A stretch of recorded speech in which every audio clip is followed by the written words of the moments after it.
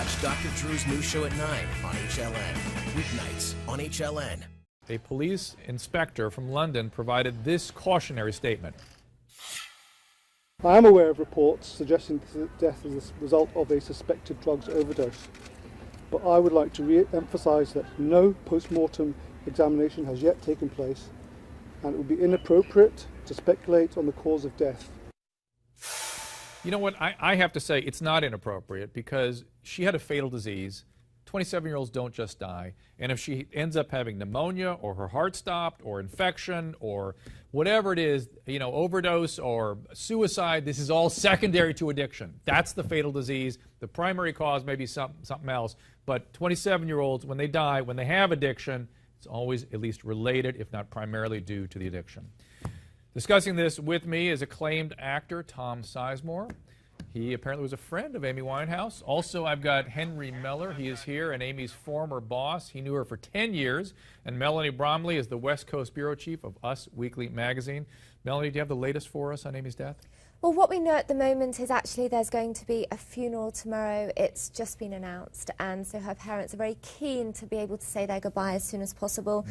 But obviously we're still awaiting the toxicology report in the UK, which won't be for another month. We won't find out. At least until we can find out. They did an autopsy yesterday? They did an autopsy today, actually.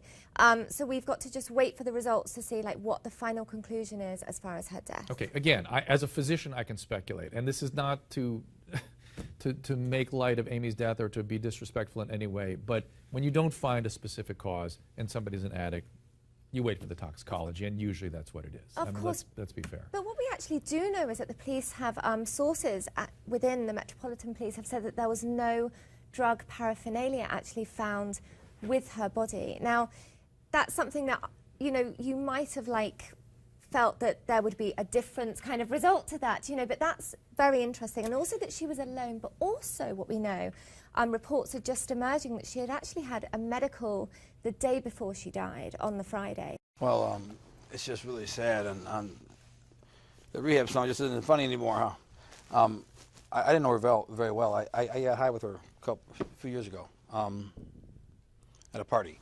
She was a really nice girl, and she was extremely talented. I think we played a part in it, but we won't know for sure, I've been told by a friend, until October.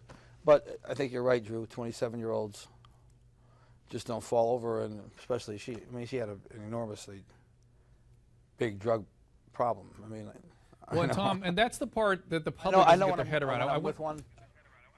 Yeah. I know when I'm with one because I am one who's in recovery, but I was one not in recovery. So there's a shared like with Bob Forrest, who you work with. When I met him, there was a shared I'm a dope fiend, and so am I, and we should know each other. She had that look in her eye, you know. She had a big drug problem, real big one. And Tom, let me say this. I'm going to interrupt you. I'm going to interrupt you because I think the part that kills me about these stories is how the public doesn't understand how unbelievably difficult it is for an addict to stay sober. Can you please address that so people kind of get that? They want to blame the addict. They want to blame the disease. It is such a difficult task to stay sober. It's the hardest thing I've ever done. And I have 2 years and 53 days today. And, you know, that's not a lot of time, actually. And, all I really got is today. And, but in all honesty, I didn't think I could do it. I could do it, and I thought I could do it. I'm a very willful person. And I woke up years ago and said, I'm not doing this today, you know, dope. And it was cocaine first, and heroin, then meth, whatever. And every time I said that to myself, I wasn't able to do it. Within 20 minutes to an hour, I had bought myself some drugs, even though I had, with an open heart and a sincere heart, said, tomorrow I'm not doing it. Because I couldn't stop, because I didn't know how to stop, because I wasn't an addict. I had a disease, and I didn't know I had one. And it's a self-diagnosed disease, and you don't want to admit you have one. And when things are working, like you're a famous person like she was, like I was, and you're making a lot of money, and in the beginning you can fool people, and then you have people helping you fool people, and then one day it just, boom, something happens, you get arrested, something happens, and the holes start to develop in your wall of your bullshit facade, your drug addict's facade, and then it's out there like it was for me. It happened real fast for her, Everyone knew she was out there. It was out there, but she was so young. You kind of thought, like with Lindsay, I'm 49 years old.